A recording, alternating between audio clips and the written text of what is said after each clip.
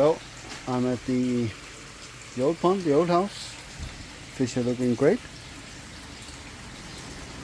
so far. Tomorrow is moving day and complete teardown has begun. So today I'm taking home the two Tempest and some piping, and the filter is running on the Nexus alone until tomorrow. I don't know if...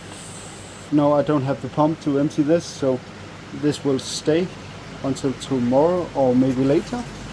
Yeah, so Tempest is not running, all the water is going through the bucket shower. Yeah, what a mess. But yeah, I'm getting there.